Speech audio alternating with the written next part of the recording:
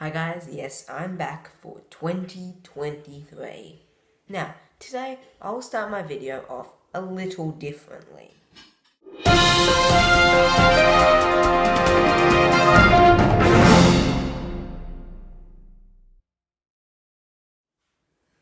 Firstly, I just want to thank you guys. I've now got 25 subscribers, 50 viewing hours, and 2,500 views. That's a huge achievement, and I've achieved all this very recently. Thank you so much. But today, I'll be reviewing Cars 2, Pixar's movie. But first, I'm going to start off doing something I've never done before. And I'm not sure I'll do it many times again, because I don't have a collection of things from most movies, but I'll show you it this time. As you can probably see from the photos, I've got a huge collection of cars. Well, just the toy cars from each of the Cars movies. And the Mater's Tall Tales I've got a couple from. But anyway, here's my Cars collection. I hope you like it. I just thought I'd show you something different for a change. It's one of the few movies I do have a huge collection of, and it's just nice to do something different for a change. I don't just have toys, I have a Mater t-shirt as well, and a few other things. So the movie's about Lightning McQueen and Mater going off to a World Grand Prix. While only Lightning McQueen's racing, Mater does still come along. And Mater gets into a bit of trouble and ends up working with some spies.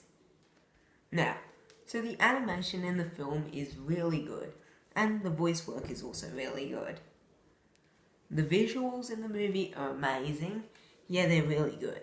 They're just like any other Pixar. Well, maybe not the early ones, but the ones that have made more recently. It's just got amazing visuals, and I'll give a lot of praise to that. I also like the jokes, and how they were making some cars seem to be like real people. Like there was a car that was meant to be the Pope, and how there was a car that was the Queen, and there was a car that was Prince William. I like that stuff. They're trying to make it seem like it was real life, and I like that. They're trying to make it seem as real as possible, but with cars. I like that. But really, what do people think of Cars 2 and what was it? Yeah, you've probably heard this stuff before if you're into movies, but I'll say it again.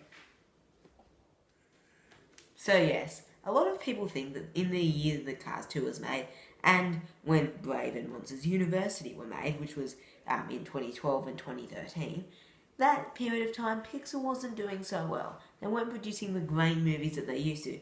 Yeah, sure, Monsters University and Brave were alright movies, they were pretty good, but they weren't like the stuff they were producing earlier. It was just a bit of a disappointment period from 2011 to 2013. It was a disappointment period. And then in 2010 they had Toy Story 3, and then 2015 they got back on track and made Inside Out. So it's good to see that they did get back on track, but in that period it was just a bit, what's going on? No one can really explain how they went from Toy Story 3, Best Picture nominee, Best Animated Feature winner, 98% Rotten Tomatoes, to Cars 2. Not even nominated for a single Oscar whatsoever, while Toy Story 3 was nominated for 5, and getting a 39% Rotten score in Rotten Tomatoes, the only film of Pixar made that's had a true Rotten certification on the website. So it's like, what's going on here? I can see why people think Cars 2 is the way it is, but I don't think it's as bad as it's generally regarded. I haven't counted exactly, but if I had to guess, I'd say Mater has more screen time than Lightning McQueen does. I think that's a bit wrong. Cars is about Lightning McQueen. It's not about Mater. Mater's just this side comic relief. While in this one, he just takes total control of the movie. And you see the results it gets. Mater can get a little bit annoying at times, but he is generally pretty likeable and pretty funny. I do agree with the things that now they say that he did get annoying. Then there's Miles Axelrod.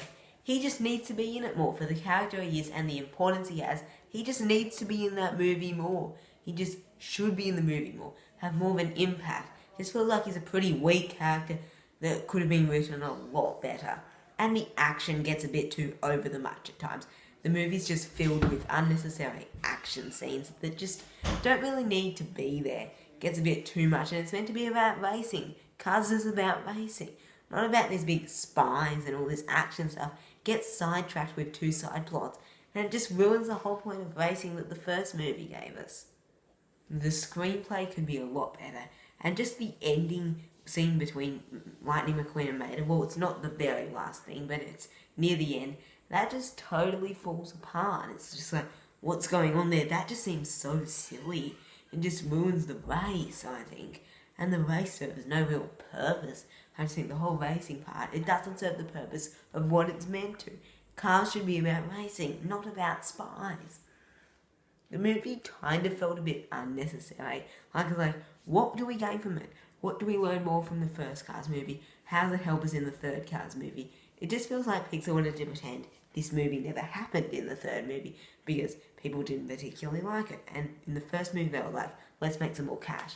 Just didn't work. Animation, music score, visuals, and jokes, great. But storytelling, it was pretty weak. Those dents that are valuable weren't covered up by Pixar when they should have been. Now, I'm going to give Cars 2 a C. It's the only Pixar movie I haven't particularly liked. Well, I have liked how it's fun and everything, but it's just not got a good plot. The plot's weak, and it's like, what's going on, Pixar? Where are the good stuff you used to be creating? It's great to see that Pixar got control of themselves and removed those dents.